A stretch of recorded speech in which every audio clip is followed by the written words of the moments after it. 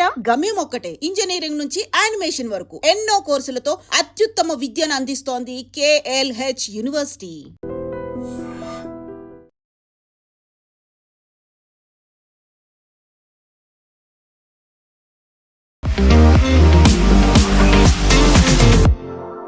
నమస్తే, నేను Kavitha. Welcome to I dream news and నిజాలు. వెస్ట్ బెంగాల్లో గవర్నమెంట్ ఫామ్ అవుతోంది. సీఎం ఎవరు అనేది అధికారికంగా బీజేపీ కూడా అనౌన్స్ చేసింది. బట్ తమిళనాడుకి సంబంధించి ఎందుకంత హై డ్రామా కొనసాగుతోంది? లార్జెస్ట్ పార్టీగా విజయ్ గవర్నర్ దగ్గరికి 3 సార్లు వెళ్ళినా గవర్నర్ ఎందుకు రిజెక్ట్ చేశాడు?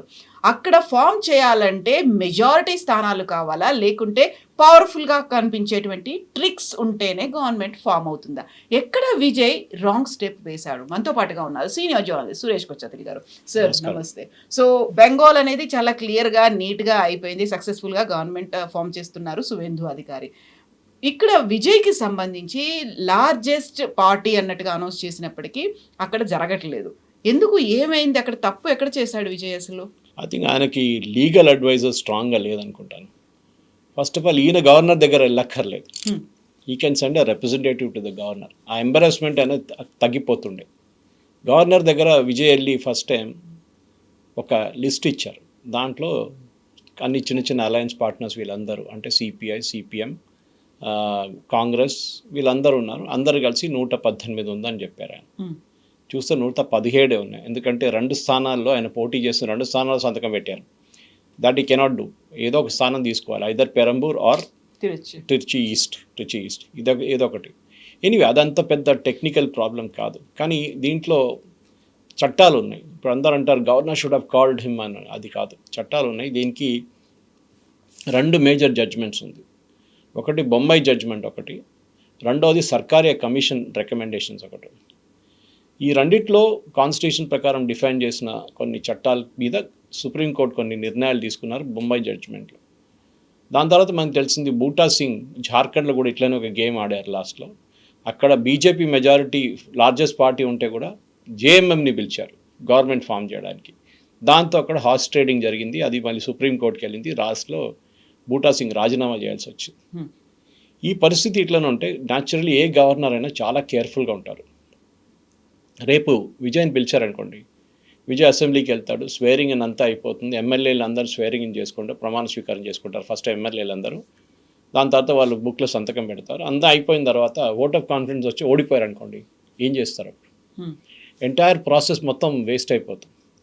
దానికోసం గవర్నర్ని సర్కారీ కమిషన్ అండ్ ఈవెన్ సుప్రీంకోర్టు ఏమన్నా రీజనబుల్ టైం తీసుకోండి. Don't hurry up. Reasonable time తీసుకొని you determine whether this will be a stable government or not.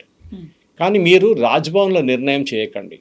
That is రాజ్భవన్లో ఇక్కడ ఎన్టీ రామారావు గారిది ఆ టైంలో రామ్లాల్ గారితో జరిగిన గొడవలో ఎన్టీ రామారావు గారు ఎమ్మెల్యేలు అందరిని తీసుకొని రాజ్భవన్కి వెళ్ళారు. ఇక్కడ హైదరాబాద్ పరేడ్ చేశారు. దాని తర్వాత ఢిల్లీకి తీసుకెళ్లారు. అది కూడా పెద్ద గొడవ అయింది. ఎందుకంటే is that Raj Bhavan the real place for determining? కాదు, ఫ్లోర్ ఆఫ్ ద అసెంబ్లీ అన్నారు. కానీ ఆయన పాపం ఫ్లోర్ ఆఫ్ ద అసెంబ్లీ కూడా వెళ్ళలేదు వీళ్ళు, గవర్నర్ రామ్లాల్. దానికన్నా ముందు డిస్మిస్ చేసి పడేశారు. గవర్నర్ పోస్ట్ మిస్యూజ్ అవుతుందంటే ఎస్. కానీ ఈ కేసులో ఆర్లేకర్ గారు is going by the book అంటారు, అంటే as per the rules. Vijay first తప్పు, ఆయన గవర్నర్కి వెళ్ళి ఈ లిస్ట్ ఇవ్వకూడదు. ఆయన యాక్చువల్లీ ఇవ్వకుండా మంచిగా ఉండేది. ఏమి చేయాలంటే సింపుల్గా వెళ్ళి, నా దగ్గర 107 మంది ఉన్నారు, we're the single largest party, we're taking a claim to form the government. అప్పుడు గవర్నర్ అడుగుతారు, మీ దగ్గర మెజారిటీ లేదు కదా, మీరు ఎవరెవరు సపోర్ట్ తీసుకుంటున్నారంటే then give me 3-4 days time, నేను తీసుకొస్తాను మీ దట్ లిస్ట్ అని చెప్పి he can take a break from that. అది చేయలేదు. మళ్ళీ నెక్స్ట్ డే తిరిగి వచ్చి ఆయన అస్ట్రాలజర్ చెప్పారంటే ఇవాళ 11 గంటలకు మంచి టైం అని చెప్పారు, మంచి ముహూర్తం ఉంది చేయాలని చెప్పేసి. సో ఇమ్మీడియట్గా ఆయన వెళ్ళి కాంగ్రెస్లో 5 మంది ఉన్నారు, దాంతోపాటు సిపిఐ, సిపిఎం, ఐయుఎంఎల్, విసికే వీళ్ళందరినీ పిలిపించుకున్నారు. తర్వాత తెలిసింది ఏంటంటే ఐయుఎంఎల్ వాళ్ళు స్టాలిన్ దగ్గర కలిశారు నిన్న సాయంత్రం. వెళ్ళి కలిసి మేమైతే సపోర్ట్ ఇవ్వట్లేదు, ఎవరన్నారు అన్న. సో సంతకం ఎవరిది ఉంది దాంట్లో? That's the first next question that comes. సంతకం ఎవరిది లేకుంటే మళ్ళీ ఎందుకు సంతకం పెట్టారు అక్కడ? That's a question. తర్వాత మనం తెలిసిందంటే వీసీకే వాళ్ళ పార్టీ హెడ్ అన్నారు, మేము ఇంకా నిర్ణయం తీసుకోలేదు, మేము స్టాలిన్ని కలుస్తున్నాం. దాని తర్వాత ఉదయనిధిని కలిసారు రాత్రి. ఇదంతా డ్రామా 11 గంటలకు రాత్రి నడుస్తుంది ఈ డ్రామా. సో అప్పుడు వాళ్ళు కూడా డిసైడ్ చేయలేదు. వాళ్ళ ఇద్దరు ఎమ్మెల్యేలు ఉన్నారు, వాళ్ళకి ఇద్దరు ఉన్నారు. సో వాళ్ళు ఏమైనా పొద్దున్న నిర్ణయం తీసుకుంటున్నారు. ఇప్పుడు మనం రికార్డ్ చేస్తున్నప్పుడు I think they are more or less ready to support అన్నమాట. కానీ దాంట్లో పెద్ద డిమాండ్ పెట్టారు ఒకటి, వాళ్ళ పార్టీ లీడర్ ఏమో డిప్యూటీ చీఫ్ మినిస్టర్ కావాలంట. ఆలోచించాలి. సో ఇట్లాంటి బ్లాక్మెయిలింగ్ టాక్టిక్స్ నడుస్తుంది. విజయ్ దీని నుంచి కొంచెం బయటకు ఉంటే బాగుంటుండే నా అభిప్రాయం. ఏం లేదు, యూ వెయిట్ ఫర్ 1 వీక్, ఎవరు ఫామ్ చేయలేనప్పుడు గవర్నర్ మిమ్మల్ని పిలుస్తారు మళ్ళీ, or he may impose precedence rule and అసెంబ్లీని సస్పెండెడ్ యానిమేషన్లో పెడతారు. ఇది మనం జమ్మూ కాశ్మీర్లో కూడా చూసాం, చాలా స్టేట్స్లో చూసాం. ఎక్కడెక్కడ గవర్నర్కి ఒపీనియన్ ఉందో ఇక్కడ స్టేబుల్ గవర్నమెంట్ ఉండదని చెప్పినప్పుడు ఆయన ఒక సస్పెండెడ్ యానిమేషన్లో పెడతారు. కానీ మన Narasimha Rao government central government form చేసినప్పుడు, యూనియన్ గవర్నమెంట్ ఫామ్ చేసి ఆయన మైనారిటీ గవర్నమెంట్ హెడ్ చేశారు. అప్పుడప్పుడు ఆయనకు మెజారిటీ ఉండే, అప్పుడప్పుడు మెజారిటీ లేకుండే. లాస్ట్లో ఒక క్రూషియల్ ఓట్ వచ్చినప్పుడు ఆయన జేఎంఎం ఎంపీలు కొనుక్కున్నారు. ఆయన కాదు పాపం, వాళ్ళ పార్టీ వాళ్ళు చేసే పని. వాళ్ళేమో ఆ డబ్బులతో పట్టుబడ్డారు వాళ్ళు. దాని పెద్ద ఇష్యూ అయిపోయింది. ఈవెన్ నరసింహరావు గారి మీద కూడా కేసు అయింది ఆ టైంలో. ఇప్పుడు విజయ్ చేసిన తప్పులు ఒకటి, ఫస్ట్ డే ఆయన ఆయన ఒక పార్టీ రిప్రజెంటేటివ్ పంపించి వీఆర్ టేకింగ్ ద క్లెయిమ్ అని చెప్తే అయిపోతుండే, అది చేయలేదు. రెండవది లిస్ట్ ఇచ్చారు, లిస్ట్ ఈజ్ నాట్ కంప్లీట్. ఆ లిస్ట్లో కూడా 118 మ్యాజిక్ ఫిగర్ రీచ్ కావట్లేదు. యాక్చువల్లీ 118 కూడా తప్పు. ఎందుకంటే ఓటింగ్ వచ్చినప్పుడు రేపు speaker cannot vote or should not vote. ఒక్క సీట్ తగ్గిపోతుంది మళ్ళీ వీళ్ళ వైపు నుంచి, బికాస్ స్పీకర్ వీళ్ళ వాళ్ళు అంటారు. సో చాలా కేర్ఫుల్ ఉండాలన్నమాట. అది విజయ్ చేయలేదు. బహుశా ఆయనకి నిన్న రాత్రి కూడా ఛానల్స్ చూస్తున్నప్పుడు అదే అంటున్నారు, లీగల్ అడ్వైస్ ఎవరు ఇస్తున్నారు? సింపుల్ మంచి కాన్స్టిట్యూషనల్ ప్రొసీజర్స్ తెలిసే మనిషి ఉంటే వాళ్ళు లీగల్గా అది చెప్తారు, ఇది చేయాలి, స్టెప్ 1, స్టెప్ 2, స్టెప్ 3 అంటే అది అయిపోతుండే. అది చేయలేదు అనమాట. సో ఇప్పుడు జరగాల్సినటువంటిదంతా కూడా అనలిస్టులు చెప్తోందో, లేకపోతే కాకలు తీరినటువంటి వాళ్ళు చెప్తోందో, ద్రవిడ నేతలంతా ఈజీగా యాక్సెప్ట్ చేయరు. ఎందుకంటే వాళ్ళు ఏళ్ల తరబడి దశాబ్దాలుగా గవర్నమెంట్లో ఉన్నారు కాబట్టి. ఒక దశలో మనకు వినిపించింది డిఎంకే, ఏఐడిఎంకే రెండూ కలిసి గవర్నమెంట్ను ఫామ్ చేస్తాయి. బద్ధ శత్రువులు, ఒక గవర్నమెంట్ కాకపోతే ఇంకో గవర్నమెంట్ వస్తుంది అనుకున్నప్పుడు విజయ్కి గవర్నమెంట్ ఇవ్వడం అనేది ఇష్టం లేదా, లేకుంటే మా ముందు ఆయనకు గవర్నమెంట్ సీఎం అంటే మేము ఎందుకు యాక్సెప్ట్ చేయాలి అనేదా? కరెక్ట్. ఇప్పుడు స్టాలిన్ ఆయనకి నచ్చేది ఒక షాక్గా వచ్చింది ఈ రిజల్ట్. ఆయన ఎప్పుడు అనుకోలేదు ఓడిపోతాడని, అది ఆయన కూడా ఓడిపోతాడనేది. సో స్టాలిన్ కానీ చాలా మెచ్యూర్గా బిహేవ్ చేశారు. మమతా బెనర్జీలా కాకుండా రాజీనామా చేసి ఈవెన్ ఆయన కాన్స్టిట్యున్సీకి వెళ్ళి ఊరేగింపు తీశాడు. అక్కడ ప్రొసెషన్ వాళ్ళు కూడా ఏడుస్తున్నటువంటి విజువల్స్ కనిపించాయి. So that was very dramatic. తమిళనాడులో పొలిటిక్స్ చాలా డ్రమాటిక్ ఉంటుంది. కానీ స్టాలిన్ కానీ పళనిస్వామి కానీ వీళ్ళిద్దరికీ ఒకటి భయం ఏంటంటే, విజయ్ 5 సంవత్సరాలు ఉంటే రేపు అన్నామలై మళ్ళీ బీజేపీని తీసుకొస్తే ద్రవిడియన్ మూమెంట్ అనేది చాలా వీక్ అయిపోతుంది, మళ్ళీ వీళ్ళకి సెకండ్ ఛాన్స్ దొరకదు. అది చాలా క్లియర్ ఉంది అది. సో దానికోసమే డెస్పరేట్గా వీళ్ళు ఏం చెప్తారు, విజయ్ని సీఎం కాకుండా చూస్తుంటున్నారు, లేకుంటే సస్పెండెడ్ యానిమేషన్ పెట్టడానికి ట్రై చేస్తున్నారు. ఈవెన్ ప్రెసిడెంట్స్ రూల్ ఏదైనా ఒకటే, Stalin is okay with it. పళనిస్వామికి ప్రాబ్లం ఏంటంటే స్టాలిన్ ముఖ్యమంత్రి కాకూడదు. అండ్ స్టాలిన్ కూడా తెలుసు ఆయన వ్యతిరేకంగా ఓటు వచ్చింది ఈసారి. The vote is not against Palaniswami, ADMK కాదు, వాళ్ళు కాదు కదా పరిపాలించారు. స్టాలిన్ గవర్నమెంట్ వద్ద వాళ్ళ గవర్నమెంట్ని రిజెక్ట్ చేశారు ప్రజలు. రిజెక్ట్ చేసినప్పుడు మళ్ళీ మీరు వెళ్ళి నేను ముఖ్యమంత్రి అవుతానంటే ఎవరు యాక్సెప్ట్ చేయరు. అది so better alternative is make Palaniswami as a ముఖ్యమంత్రి క్యాండిడేట్. సో నిన్న టీటీకే దినకరన్ రాత్రి గవర్నర్ని కలిసి హీఈస్ ఆస్కింగ్, మీరు ఈయనని ఇన్వైట్ చేయండి, పళనిస్వామిని ఇన్వైట్ చేయండి ముఖ్యమంత్రి. కానీ హీ హాజ్ నో రైట్, ఆయనకి ఏ రైట్ లేదు, హక్కు లేదు ఇది అడగడానికి. ఆయన దగ్గర ఉన్నది ఒక్క ఎమ్మెల్యే, ఆయన దగ్గర ఏదో 35 ఎమ్మెల్యేలు ఉంటే రిక్వెస్ట్ చేయొచ్చు. కానీ రిక్వెస్ట్ ఏంటి, Palaniswami has to claim first. ఆయన వెళ్ళి గవర్నర్ చెప్పాలి, నా దగ్గర మెజారిటీ ఉంది, నేను గవర్నమెంట్ ఫామ్ చేయొచ్చు. అప్పుడు గవర్నర్ మళ్ళీ లిస్ట్ అడుగుతారు ఆయన దగ్గర కూడా, మీ లిస్ట్ తీసుకురండి. సో గవర్నర్కి ఈ సర్కారీ కమిషన్ కానీ బొంబాయి జడ్జ్మెంట్లో రీజనబుల్ టైం అని ఇచ్చారు. అది ఇప్పుడు చాలా మటుకు చర్చలు వస్తున్నాయి. ఈ రీజనబుల్ టైం ఏంటి, కాన్స్టిట్యూషన్లో ఎక్కడ డిఫైన్ చేయలేదు, బొంబాయి జడ్జ్మెంట్లో డిఫైన్ చేయలేదు. ఈవెన్ సర్కారీ కమిషన్ రికమెండేషన్ కూడా ఎక్కడ ఈ రీజనబుల్ టైం వారమా, 10 రోజుల, 2 వారాల, 2 నెలల, 2 సంవత్సరాల ఏం డిఫైన్ చేయలేదు. So governor he'll take his own sweet time. బహుశా ఆయన విజయ్ని మళ్ళీ పిలుస్తారు, ఇప్పుడు వీసీకి సపోర్ట్ చేస్తే అయిపోతుంది. కానీ ఒక బ్రాడర్ క్వశ్చన్లో ఉంటుందంటే ఈ స్టెబిలిటీ ఏంటి గవర్నమెంట్ది, ఎంతకాలం ఉంటారు. ఎందుకంటే వీళ్ళు ఇచ్చిన వాగ్దానాలు చూస్తే కూడా గవర్నమెంట్ దగ్గర డబ్బులు ఉండవు. గవర్నమెంట్ ఆ వాగ్దానాలు ఫిలప్ చేయకుంటే అప్పుడు ఆపోజిషన్ వాళ్ళ మీద పడతారు. అప్పుడు అసెంబ్లీలో గొడవ, దాని తర్వాత ఏదో ఒక పార్టీ నో కాన్ఫిడెన్స్ మోషన్ తీసుకొస్తారు, మళ్ళీ ఓటింగ్ జరుగుతుంది. ఈ నో కాన్ఫిడెన్స్ మోషన్కి ఒక అడ్వాంటేజ్ అంటే ఒకసారి పాస్ అయితే అసెంబ్లీలో మళ్ళీ 6 నెలల దాకా మళ్ళీ మీరు తీసుకురాలి పెట్టడానికి కూడా. So that is an advantage. ఒక బ్రీతింగ్ స్పేస్ వస్తుంది విజయ్కి. నేను చెప్తే ఏంటంటే సరే చేయనియండి, లెట్ ఎమ్ రూల్. ఎందుకంటే ఇంత కష్టపడి వచ్చాడు, ఇంత దగ్గర దాకా వచ్చిన తర్వాత మళ్ళీ మీరు చేస్తే సింపతి ఫ్యాక్టర్ విజయ్కి వస్తుంది మరి రేపు. That is why Stalin is చాలా కేర్ఫుల్ ఉన్న. స్టాలిన్ చూడండి, ఆయన ఓపెన్గా చెప్పట్లేదు, కానీ ఇండైరెక్ట్లీ గవర్నర్కి చెప్తున్నారు మీరు గవర్నమెంట్ ఫామ్ చేయనియండి, anyway why should you hold it back అని. కానీ ఆర్లేకర్ గారికి ప్రాబ్లం ఏంటంటే అక్కడ కేరళ కూడా ఆయనే హ్యాండిల్ చేస్తున్నారు. He is handling the additional responsibility తమిళనాడులో. ఇక్కడ ఆర్ఎన్ రవి గారు బెంగాల్కి వెళ్ళిపోయినప్పుడు హీఈస్ హోల్డింగ్ అడిషనల్ ఛార్జ్. అక్కడ ఇంకో గొడవ నడుస్తుంది కేరళలో, వాళ్ళకి ఎవ్వరు ముఖ్యమంత్రి అని చెప్పి డిసైడ్ చేయలేకపోతున్నారు అక్కడ కాంగ్రెస్ వాళ్ళు. ఇక్కడేమో ఈ గొడవ, ఎవరిని ముఖ్యమంత్రి చేయాలని చూస్తున్నారు, వీళ్ళకి కావట్లేదు ఇక్కడ అనమాట. సో కాన్స్టిట్యూషనల్లీ చూస్తే గవర్నర్ చేసిన దానికి ఎస్, ఆయన పెద్ద లార్జెస్ట్ పార్టీని పిలవాలి ఉండే. దీనికన్నా ముందు కూడా యూనియన్ గవర్నమెంట్లో మనం చూసాం, లార్జెస్ట్ సింగిల్ పార్టీని ఎప్పుడు పిలుస్తారు గవర్నమెంట్ ఫార్మేషన్కి. అది అక్కడ విజయ్ చేసిన ఫస్ట్ తప్పు. అది బహుశా చేసుకుంటే వాళ్ళ దాకా ఆయన ముఖ్యమంత్రి అయిపోతాడు. సో గవర్నమెంట్ ఫామ్ కోసమని ఇంత కష్టాలు పడుతున్నప్పుడు యూజువల్గా ఉండేది ఏంటంటే ప్రీపోల్ అలయన్స్ అనేది ఉంటుంది. పోస్ట్ పోల్ అలయన్స్ వల్లే ఇలాంటి ప్రాబ్లమ్స్ వస్తాయి. ప్రీపోల్ అంటే ఆల్రెడీ అడ్జస్ట్మెంట్లు అనేది ఉంటాయి, అండర్స్టాండింగ్ అనేది ఉంటుంది, ఎవరెవరు ఏ పదవుల్లో ఉండాలి, ఎంతమందికి ఆ గవర్నమెంట్లో చోటు ఇవ్వాలి అనేవి ఉంటాయి. ఇప్పుడు ఏంటంటే ఎవరు బెదిరిస్తారో, ఎవరు బ్లాక్మెయిల్ చేస్తారో, ఎవరు విత్డ్రా చేసుకుంటారో తెలియని కండిషన్లో ఇవన్నిటిని మేనేజ్ చేయడం కావచ్చు, వాటికి సంబంధించినటువంటి ఒక నాలెడ్జ్, అవగాహన అనేది, ఒక మెచ్యూర్డ్గా పొలిటీషియన్స్ ఎలా ఆలోచిస్తారో అలా విజయ్కి లేదా ఎక్స్పీరియన్స్? ఆబ్వియస్లీ లేదు. ఆయన సినిమా నుంచి వచ్చింది. అట్లీస్ట్ ఎంజీఆర్ గారు కొన్ని సంవత్సరాలు ఒక అండర్ స్టడీగా పనిచేసిన తర్వాతనే ఆయన పాలిటిక్స్లో వచ్చింది. సో ఆయనకు అడ్వాంటేజ్ ఉంది. అది చూస్తే ఎన్టీ రామారావు గారికి ఎక్స్పీరియన్స్ ఏం లేకుండే, కానీ ఆయన బ్యాక్ చేయడానికి చంద్రబాబు నాయుడులో ఉంటే చాలామంది ఉన్నారు ఆ టైంలో. వాళ్ళు చూసుకున్నారు, వాళ్ళ వెనకాల చక్రాలు తిప్పారు వాళ్ళే. So NT Rama Rao was only the front face for it. ఇక్కడ అది కాదు, విజయ్ అన్ని పని చేస్తున్నాడు, విజయ్ గవర్నర్ దగ్గర వెళ్తున్నాడు, విజయ్ సంతకం తీసుకెళ్తున్నాడు, విజయ్ స్టేక్ క్లెయిమ్ చేస్తున్నాడు. అది కాకుండా మీరు చాలా మెచ్యూర్గా కొంతమంది సీనియర్ పొలిటికల్ లీడర్, అది ప్రాబ్లం, వాళ్ళ పార్టీలో ఒకటే సీనియర్ పొలిటికల్ లీడర్ ఉన్నారు, సెంగోటియన్. ఆయనకు 10 సార్లు ఎమ్మెల్యేగా పోటీ చేసి గెలిచిన మనిషి, చాలా ఎక్స్పీరియన్స్డ్.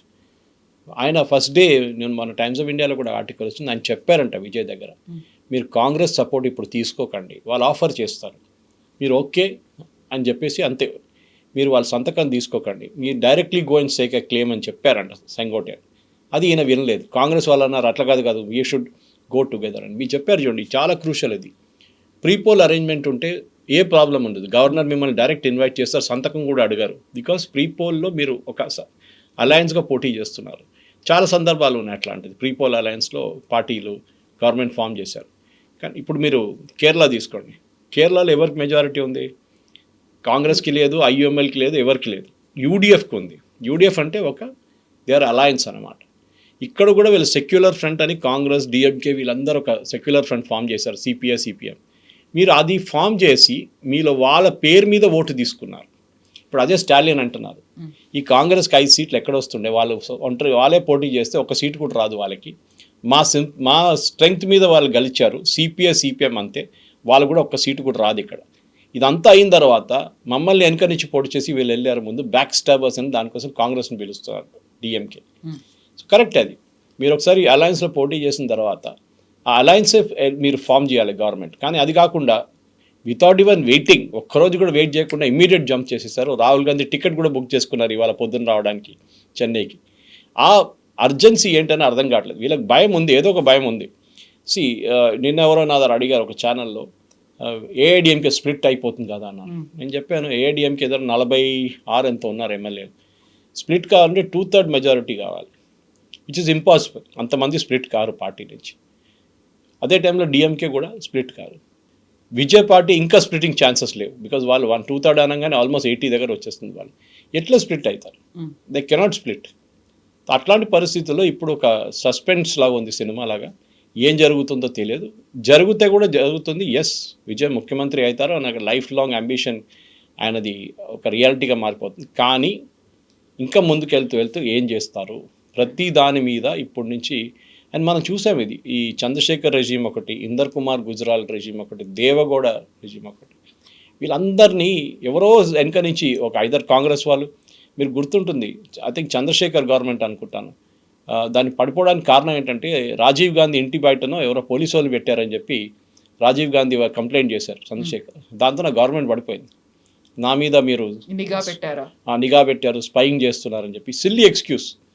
అట్లాంటి ఎక్స్క్యూజ్ పెట్టి రేపు పొద్దున్న లేవంగానే వీసీకే ఫోన్ చేసి చెప్తాడు, నేను రేపు పొద్దున సపోర్ట్ విత్డ్రా చేయబోతున్నాను, గవర్నర్ దగ్గరికి వెళ్తాను నేను అంటాను. ఏం చేస్తారు? గవర్నర్ కూడా ఏం చేయలేరు ఆ టైంలో. Once you are sworn in the government, మీ రెస్పాన్సిబిలిటీ అయిపోయింది. అన్లెస్ మేజర్ క్రైసిస్గా పార్టీ స్ప్లిట్ అయ్యిందో ఏదని అంటే then it's a different thing. కానీ గవర్నర్ డైలీ ఇంటర్ఫియర్ చేయలేరు. ఆయన ఒక కాన్స్టిట్యూషనల్ హెడ్ అంతే. కానీ ఇప్పుడు చూడండి, ఇప్పుడు తమాషా అదే మొదలవుతుంది. అండ్ హిస్టరీ ఉంది దీంట్లో, ఇప్పుడు కాదు, చాలా సందర్భాల్లో యూనియన్ గవర్నమెంట్లో, ఎస్పెషల్లీ స్టేట్ గవర్నమెంట్ పక్కన పెట్టచ్చు, ఇట్లాంటి స్ప్లిట్స్ జరిగిన తర్వాత బ్లాక్మెయిలింగ్ జరిగింది, గవర్నమెంట్ పడిపోయింది, చాలా సందర్భాలు ఉన్నాయి అట్లాంటి. సో ఇప్పుడు విజయ్ ఏం చేస్తాడు? చాలా హడావిడిగా అయితే జననాయకన్ సినిమాతో పోలుస్తున్నారు. ఇప్పుడు జననాయకన్ చాలా ప్రెస్టీజియస్గా తీసుకున్నారు, రిలీజ్ చేయాలనుకున్నారు, బట్ అక్కడ సెన్సార్ సర్టిఫికేట్ రాలేదు. చివరికి రిలీజింగ్ డేట్లు అనౌన్స్ చేసి టికెట్లు అన్నీ పోయిన తర్వాత కూడా అది ఇప్పటికీ రిలీజ్ అవ్వకుండా ఉంది. ఇప్పుడు బంపర్ మెజారిటీ అనేది మాకు వచ్చింది, సింగిల్ లార్జెస్ట్ పార్టీగా అక్కడ వచ్చినప్పటికి కూడా గవర్నమెంట్ ఫామ్ చేయడానికి మళ్ళీ వెనకడుగేస్తున్నారు. ఇవన్నీ ఆలోచించాల్సి వస్తుంది. ఈ హర్డిల్స్ అన్నీ దాటుకొని విజయ్ అనే నేను అలా ఓత్ టేకింగ్ సెరమనీ అనేది అవుతుందా లేదా? అవుతుంది, అది దాంట్లో డౌట్ లేదు, అవుతుంది. కానీ టైం పడుతుంది, ఒకటో 2 రోజులు పడుతుంది. ఇంకా దాని తర్వాత క్లారిటీ వచ్చేస్తుంది డెఫినెట్గా. ఎందుకంటే ఒకసారి వీసీకే ఓకే అంటే then there is no, governor కూడా ఏం ఆపర్, ఆయన will carry on with the oath taking ceremony. కానీ మళ్ళీ అదే ప్రాబ్లంకి వస్తున్నాం మనం తిరిగి. ఈ ఉన్న పార్టీలు, చిన్న చిన్న పార్టీలు, వీళ్ళు రేపు ఎప్పటికి వెళ్ళిపోతారు, ఎక్కడ కనిపించకుండా పోతారని డౌట్ ఉంది. ప్రతి పార్టీ, చిన్న చిన్న పార్టీలు అందరికి పదవి కావాలని అడుగుతారు. వాళ్ళకి తెలుసు పాసిబ్లీ టీవీకేలో ఉన్న ఎమ్మెల్యేలు కూడా చాలామందికి పొజిషన్ రాదు, వాళ్ళకు మినిస్టర్షిప్ ఇవ్వలేరు. ఎందుకంటే చిన్న చిన్న వాళ్ళు అడుగుతారు, సిపిఎం వాళ్ళు అడుగుతారు, సిపిఐ వాళ్ళు అడుగుతారు, వీసీకే అడుగుతున్నారు ఉప ముఖ్యమంత్రి. ప్రతి చిన్న పార్టీ, ఒక ఎమ్మెల్యే 2 ఎమ్మెల్యేలను అందరూ బ్లాక్మెయిల్ చేస్తారు. ఎవరో నేను ఒక కార్టూన్ వేశారు, బీజేపీ ఎమ్మెల్యే సైడ్లో కూర్చొని తమాషా చూస్తున్నారంట, ఆయన ఒకడే ఉన్నాడు, నన్ను కూడా పిలుస్తారేమో వీళ్ళు సపోర్ట్ కోసం, అప్పుడు నేను చూపిస్తానని చెప్పేసి. ఎనీవే, ఇప్పుడున్న పరిస్థితుల్లో ఐ థింక్ విజయ్ ముఖ్యమంత్రి అవుతారు, దాంట్లో డౌట్ లేదు. మేబీ ఈ ఆదివారం లోపల స్వేరింగ్ కూడా అయిపోతుంది, దాని పెద్ద ఇష్యూ ఏం లేదు. కానీ ఆయనకి ఛాలెంజెస్ చాలా ఉన్నాయి. ఎందుకంటే స్పెషలీ తమిళనాడులో ఉన్న ఛాలెంజ్ డిఫరెంట్, వెస్ట్ బెంగాల్లో ఉన్న ఛాలెంజ్ డిఫరెంట్. వెస్ట్ బెంగాల్లో సువేందు అధికారికి ఉన్నది, అది ఒక 3 మేజర్ ఛాలెంజెస్ ఉన్నాయి అక్కడ. కానీ ఇక్కడ తమిళనాడులో అంత పెద్ద ఛాలెంజ్ లేదు. పొలిటికలీ ప్రాబ్లం ఉంది, కానీ గవర్నమెంట్ నడిపేయడానికి ఎకనామికలీ స్టేట్ జీడిపి కానివ్వండి, మ్యానుఫ్యాక్చరింగ్ కానివ్వండి, లా అండ్ ఆర్డర్ ఓకే, అంత పెద్ద ప్రాబ్లం. కానీ అక్కడ వెస్ట్ బెంగాల్లో that is a major issue అనమాట. సో ఇప్పుడు క్యాంప్ రాజకీయాలు అనేవి కనిపిస్తున్నాయి. ఆ తర్వాత హార్స్ ట్రేడింగ్ మీద కూడా చాలా ఎక్కువ ఫోకస్ అనేది ఉంది. ఏమంటారు, తోల్ మోల్కే బోల్ అన్నట్టుగా, లైక్ ఎవరెంత బార్గెనింగ్ కెపాసిటీ ఉంది, డబ్బు ఎంత పంచుతారు అనే దాని మీద విజయ్ ఇవన్నీ ఎక్స్పెక్ట్ చేయలేదు అనుకున్నప్పుడు ఆయనకు ఉండాల్సినటువంటి ఒక రాజకీయ గురువులో, లేకుంటే స్ట్రాటజీస్లో ఎలక్షన్ ఎలా గెలవాలి అని చూపించినటువంటి ప్రశాంత్ కిషోర్, ఆ తర్వాత ఎలక్షన్ అయిపోయింది, రిజల్ట్స్ వచ్చాయి, గవర్నమెంట్ ఫామ్ కోసం ఏం చేయాలి అనేది స్ట్రాటజీ చెప్పలేకపోయాడా? అది అక్కడే ప్రాక్టికల్ ఎక్స్పీరియన్స్ పనికొస్తుంది. ప్రశాంత్ కిషోర్ కూడా ఎక్స్పీరియన్స్ లేదు. ఆయనే కదా బీజేపీని 2014లో గెలిపించింది ప్రశాంత్ కిషోరే. He was very close to Modiji ఆ టైంలో. నేను ఫస్ట్ టైం ఆయన్ని 2013లో కలిసాను గాంధీనగర్లో, మోదీ గారి ఆఫీస్లో. ఆ టైంలో ఆయన డెవలపింగ్ చేయాలి. అప్పుడు మోదీ గారిని క్యాండిడేట్ కూడా డిక్లేర్ చేయలేదు ఆ టైం. వీళ్ళందరూ ఒక సిటిజన్స్ ఫర్ అకౌంటబుల్ గవర్నెన్స్ అని చెప్పి సిఏజీ అని చెప్పి గ్రూప్ ఫామ్ చేశారు. గ్రూప్ అందరు ఎన్ఆర్ఐస్, మోస్ట్ ఆఫ్ దమ్ బయట నుంచి వచ్చిన స్ట్రాటజీస్, డాయిషే బ్యాంక్ కానివ్వండి, సిటీ బ్యాంక్ కానివ్వండి, కోక్లో పనిచేస్తూ అందరూ వచ్చారు. మేనేజర్స్, పెద్ద వాళ్ళు, సీనియర్ వైస్ ప్రెసిడెంట్ లెవెల్ వాళ్ళు వచ్చి భారతదేశంలో ఉన్న రాజకీయం మార్చుతానని వచ్చారు వాళ్ళు. కానీ వాళ్ళకి ప్రాబ్లం ఏముండే అంటే వాళ్ళ స్ట్రాటజీలో చాలా బాగా చేస్తారు. చాయ్ పే చర్చ అని ఒక కాన్సెప్ట్ కూడా ఎందుకు వచ్చిందంటే, ఒకరోజు మణిశంకర్ అయ్యర్ గారు అక్కడ ఏఐసిసి టాల్కటోరా స్టేడియంలో మీటింగ్ జరుగుతున్నప్పుడు మీడియాతో చెప్పారు, ఇక్కడ మోదీ గారు ఎప్పుడు ప్రధానమంత్రి గారు, ఆయన ఇక్కడ వచ్చి కావాలంటే ఛాయ్ అమ్ముకోవచ్చు అని చెప్పి, మేము కావాలంటే ఒక స్టాల్ ఇస్తాం ఆయనకని చెప్పారు. ఇమీడియట్గా వీళ్ళు పికప్ చేసుకొని దాన్ని చాయ్ పే చర్చ అనే కాన్సెప్ట్ చేసేసారు.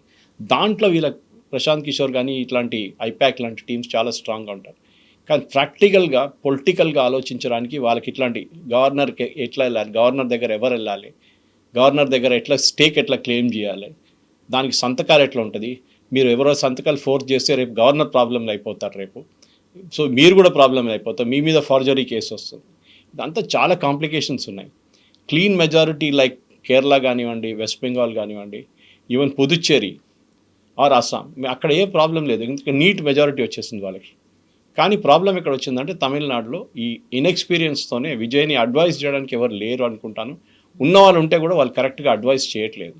దాంతోనే ఈ సిరీస్ ఆఫ్ మిస్టెప్స్ జరిగింది ఆయనకి అన్నమాట. సో ఇప్పుడు కాంగ్రెస్ కనుక విజయ్కి మద్దతు ఇస్తే నేషనల్ వైడ్గా ఉన్నటువంటి ఇండీ కూటమి ఉంది, దాంట్లోంచి నేను బయటకు వచ్చేస్తాను అని స్టాలిన్ థ్రెటన్ చేశాడు అనేది, అక్కడ కూడా క్రాక్స్ వస్తున్నాయి. కాబట్టి చాలా ఆచితూచి అడుగు వేయాలి అనేది, చాలా బ్యాలెన్స్డ్గా ఉండాలి, స్ట్రాటజీతో ఉండాలి. ఇక్కడ కావాల్సింది మెజారిటీ అనేది కాదు, కావాల్సింది ట్రిక్స్ అనేది, ఒక సీట్లు ఎన్ని వచ్చాయి అనేది కాదు, ఎలాంటి ట్రిక్ ప్లే చేశాడు, ఎలా లాజికల్గా ఆలోచించాడు, ఎలా అనాలిసిస్ చేయగలిగారు అనేది. సో ఇప్పుడు స్టాలిన్ తీసుకుంటుంది ప్రాపర్గా కరెక్ట్ డెసిషన్ అంటారా ఎన్డీఏ కూటమి నుంచి బయటికి రావడం? వచ్చేస్తారు వాటి already Kanimozhi Lok Sabha స్పీకర్కి in writing ఇచ్చేస్తారు. నేను కాంగ్రెస్ వైపు మేము కూర్చుంటాం కదా, ఆ బెంచ్లో ఆపోజిషన్ బెంచ్ మార్చేసాను నన్ను అక్కడ. That is the big indication. డెఫినెట్గా ఇండి కూటమి నుంచి బయటకు వస్తే దాంట్లో కూడా డౌట్ లేదు, ఎందుకంటే ఇప్పుడు ఇండి కూటమి లేదు కదా. యాక్చువల్ టెక్నికలీ రాహుల్ గాంధీని ఫస్ట్ పర్సన్ ప్రధానమంత్రి అని చేయాలని చెప్పిన మనిషి స్టాలిన్. యాక్చువల్ ఆయన్నే ఈయన వెనుక నుంచి పొడిచేసి వెళ్ళిపోయాడు. 27 సంవత్సరాల నుంచి ఉన్న పొత్తు ఇది ఓవర్ నైట్ రాహుల్ గాంధీ మార్చేశాడు. దాంతో ఏం జరుగుతుందంటే ఎవరైనా రేపు కాంగ్రెస్తో పొత్తు పెట్టుకున్నా వాళ్ళకి డౌట్ వస్తుంది, వీళ్ళు మాతో ఉంటారా లేదా అనేది.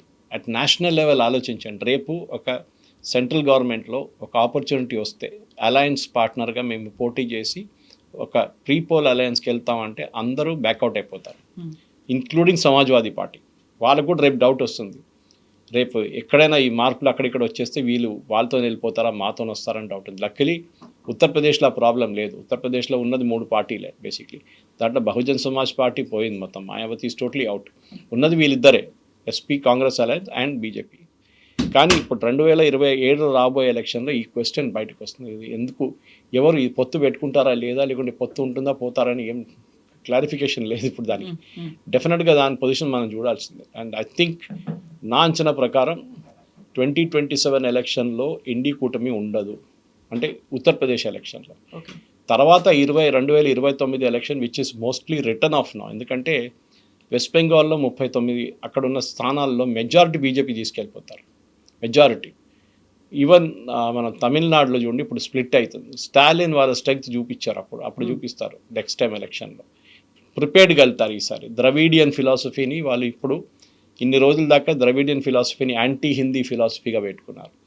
Anti NEET exam, anti Hindi, okay, north ఇండియన్స్ది మేము అంగీకరించాము న్యూ ఎడ్యుకేషన్ పాలసీ, ఇదంతా స్టాలిన్ స్ట్రాటజీ ఉండే.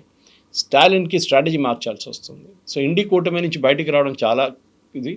మమతా బెనర్జీ ఏమో నేను ఇప్పుడు ఇండి కూటమిని చూసుకుంటాను, అన్ని స్టేట్స్ తిరుగుతాను, కానీ ఆమెను ఎవరు పట్టించుకుంటారు? ఇప్పుడు ఎవరు పట్టించుకోరు, because once you had power మిమ్మల్ని అందరు రెస్పెక్ట్ చేస్తారు, పవర్ లేనప్పుడు ఎవరు పట్టించుకోరు మిమ్మల్ని. సో మమతా బెనర్జీ వస్తే కూడా రాహుల్ గాంధీకి థ్రెట్, ఎందుకంటే ఆయన ఇప్పుడు దాకా డిఫాక్టో నేనే హెడ్ ఇండి కూటమి అని నడుస్తున్నారు ఆయన. ఇప్పుడు సడన్గా ఆయన పొజిషన్ వీక్ అయిపోతుంది. రేపు స్టాలిన్ అంటారు రాహుల్ గాంధీని తీసేసేయండి ఇండి కూటమి నుంచి, మేము ఇంకో కూటమి పెడతామని చెప్పేసి, అది ఇంకా డేంజరస్. సౌత్లో మేము ఇంకా టైప్ పెట్టుకుంటాం, రాహుల్ గాంధీ అక్కర్లేదు, కాంగ్రెస్ అక్కర్లేదు. సో ఇప్పుడు ఓకే గవర్నమెంట్లో కాంగ్రెస్ ఉంటారు, కరెక్ట్ మీరు చెప్పిన దాని ప్రకారం తమిళనాడులో. కానీ ఫ్యూచర్ ఏంటి? ఒక టైంలో కే కామరాజ్ లాంటి చాలా పెద్ద నేతలు ఉన్న ఒక స్టేట్ తమిళనాడు, అక్కడప్పుడు ఇవాళ ఏ పొజిషన్లో కూడా లేరు అన్నమాట ఓట్ల కోసం కాంగ్రెస్. ఆ పరిస్థితికి వచ్చేస్తారు. ఏం వెస్ట్ బెంగాల్లో కూడా అంతే. రేపు ఎందుకు పొత్తు పెట్టుకుంటారు? మమతా బెనర్జీ కూడా అడుగుతారు రేపు కాకుండా నెక్స్ట్ ఎలక్షన్లో, కాంగ్రెస్ మేము పొత్తు పెట్టుకోవాలంటే అప్పుడు immediate she lost the same question, వీళ్ళు నాతో ఉంటారా మళ్ళీ వెళ్ళిపోతారా ఎవరితోనా అని చెప్పేసి ఆ డౌట్ ఆమెకు వస్తుంది అన్నమాట.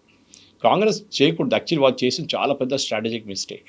మీరు వెయిట్ చేయండి, let TVK come to you, మీ దగ్గర వచ్చి అడగాలని. వాళ్ళు అడుగుతారు, మమ్మల్ని సపోర్ట్ చేస్తారు. వాళ్ళు అడిగే ముందు వీళ్ళు సపోర్ట్ ఆఫర్ చేశారు. దట్ అగైన్ ఒకవైపు విజయ్ తప్పులు చేస్తుంటే ఇంకోవైపు కాంగ్రెస్ కూడా తప్పులు చేస్తారు అనమాట. సో ఇప్పుడు టీవీకేకు మద్దతుగా వీసీకే అనేది వస్తుంది అనుకున్నప్పుడు, వీసీకే చేస్తున్నటువంటి క్యాంపెయిన్లో తమిళ ఇలా ఎల్టీటీ అధినేత ప్రభాకరన్ ఫోటోలు ఎందుకు కనిపిస్తున్నాయి? ఇఫ్ నేను కనుక మద్దతు ఇచ్చాను అనుకుంటే ప్రభాకరన్ వాళ్ళకి ఒక అఫీషియల్గా ఒక గవర్నమెంట్లో ఫామ్ చేసినటువంటి ఒక ప్లేస్ అనేది వస్తుంది కదా. తమిళ్ పాలిటిక్స్లో వెల్లుపల్లె ప్రభాకరన్కి ఒక ప్లేస్ ఉందండి. వైకో అని మీకు గుర్తుంటుంది, ఆయన పార్టీ పేరు మర్చిపోయాను నేను, ఇప్పుడు ఏ పార్టీలో ఉన్నారో తెలియదు. ఆయన పార్టీ అలయన్స్ మార్చుతూనే ఉంటాడు. ఐ థింక్ మోస్ట్ ప్రాబ్లీ ఇవాళ డిఎంకేతో ఉండే ఆయన, వాళ్ళ పొత్తులో కానీ గెలవలేదు అనుకుంటాను సీట్లే. సో వైకో చూడండి, ఆయన క్యాంపెయిన్లు ఎప్పుడు వెల్లుపల్లె ప్రభాకరన్ గురించి మాట్లాడతారు కూడా, పోస్టర్లు పెట్టిన పక్కన పెట్టచ్చు. ఈ స్పీక్స్ అబౌట్ తమిళీల అది నాకు గుర్తుంది ఎన్డీఏ గవర్నమెంట్ ప్రీవియస్ వాజ్పేయి గారు గవర్నమెంట్ ఉన్నప్పుడు అనుకుంటా ఇది పెద్ద ప్రాబ్లం అయిపోయింది. ఎందుకంటే ఆ టైంలో గవర్నమెంట్ ఆఫ్ ఇండియా వాళ్ళని ఒక టెర్రరిస్ట్ గ్రూప్ అని డిక్లేర్ చేసిన తర్వాత వీళ్ళ సపోర్ట్ చేయడము, వీళ్ళ గురించి మాట్లాడడము, వీళ్ళ పోస్టర్లు పెట్టుకోవడం దాంట్లో ఉంటుంది, ఇష్యూ ఉంటుంది. కానీ తమిళనాడులో తమిళ్ ఈలం అనేది ఒక ఇప్పుడు కూడా ప్రభాకరన్ లేరు, తమిళ్ ఈలం కాన్సెప్ట్ లేదు, శ్రీలంకలో కూడా ఏం జరగట్లేదు. కానీ వీళ్ళ నడిమిట్లో ఎప్పుడు కూడా ఉంది. ఎందుకంటే తమిళియన్ రెఫ్యూజీస్ ఇంకా ఉన్నారు, శ్రీలంకన్ రెఫ్యూజీస్ చాలామంది తమిళనాడులో ఉన్నారు ఇప్పుడు కూడా. వాళ్ళకి ఒఫీషియల్గా రెఫ్యూజీ స్టేటస్ ఉంది, వాళ్ళకి డబ్బులు ఇస్తారు యుఎన్హెచ్సిఆర్, వాళ్ళకు రేషన్లు ఇస్తారు, అన్నీ చేస్తారు. And I think one candidate also ఒకసారి ఎవరో పోటీ చేసిన కూడా ఇచ్చారు ఈసారి. And Vijay's wife, TVK Vijay's wife ఇప్పుడు కూడా డివోర్స్ జరగలేదు, కానీ ఈ wife is Sri Lankan actually. I think English Sri Lankan, she English citizen ఉండే ఆమె. సో అక్కడ ఉన్న ఫిలాసఫీలో అది ఉంటుంది. మనం దాన్ని we cannot just wish it away, తీసి పక్కన పడేయలేము మనం.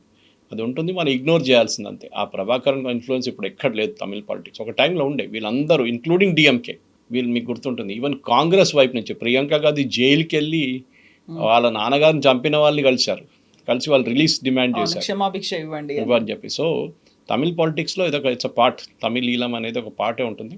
కాన్సెప్ట్ వైజ్ అది పోయింది మొత్తం. కానీ ఇప్పుడు కూడా అక్కడ ఓట్ల కోసం ఎమోషనల్ ట్యాగ్ యూజ్ చేసుకుంటారు, కానీ ఇప్పుడు పనికి రావట్లేదు అది.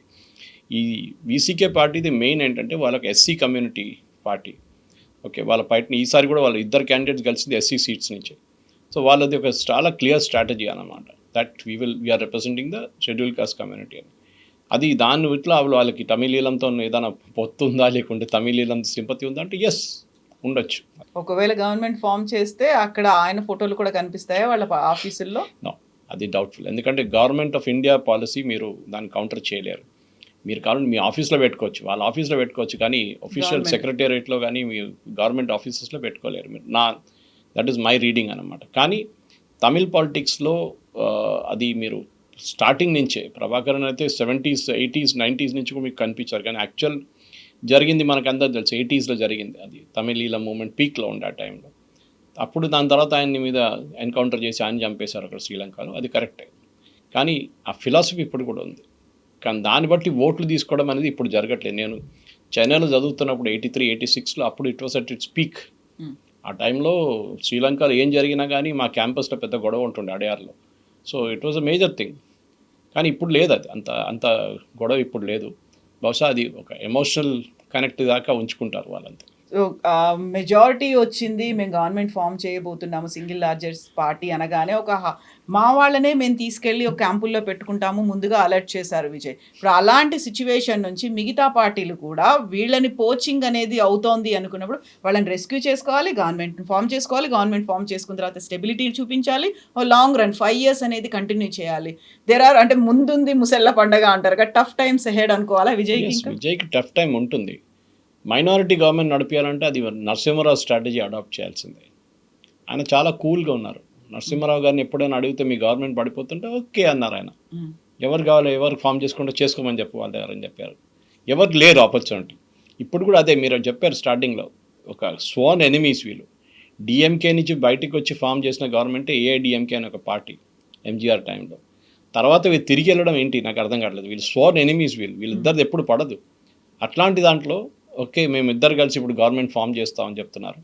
దాట్ ఇట్ సెల్ఫ్ ఇస్ ఒక ఏంటి మళ్ళీ రేపు మర్జ్ చేస్తారా పార్టీని, ఒకటే చేసేస్తారా అని కాన్సెప్ట్. కానీ వీళ్ళ మెయిన్ ప్రాబ్లం ఏంటంటే కవిత గారు, దీస్ ద్రవిడియన్ మూవ్మెంట్ వీక్ అయిపోతుంది. నేను స్టార్టింగ్లో మెన్షన్ చేశాను, అదొక భయం ఉంది, స్టాలిన్కి ఉంది, పళనిస్వామికి ఉంది.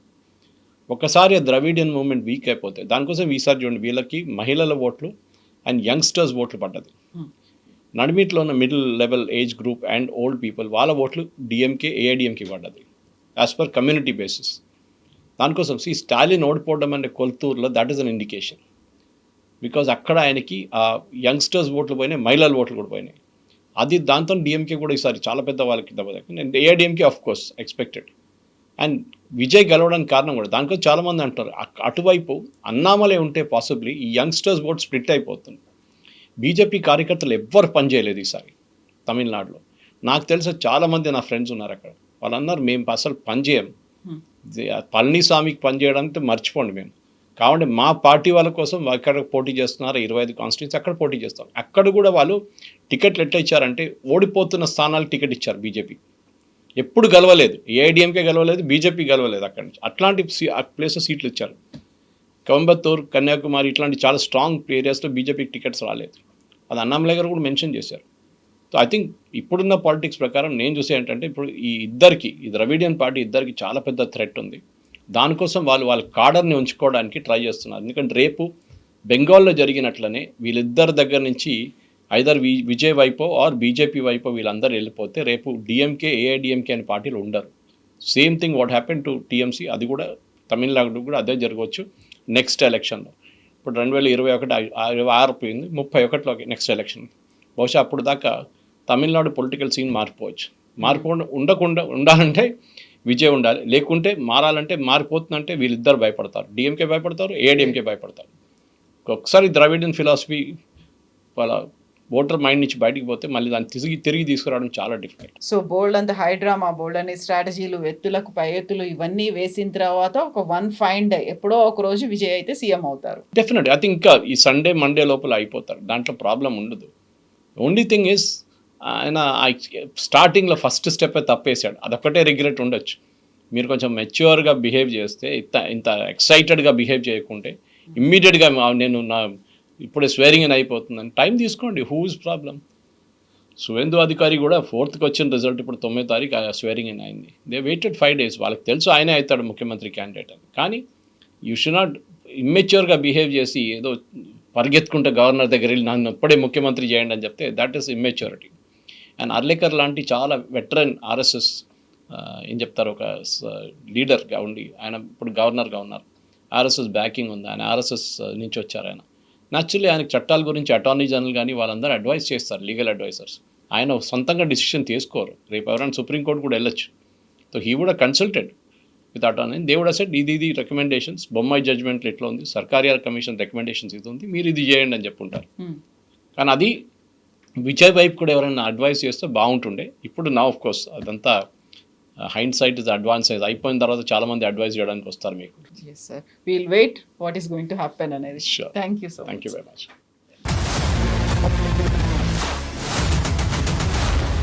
iDreams, this police diaries is something very, very valuable towards that.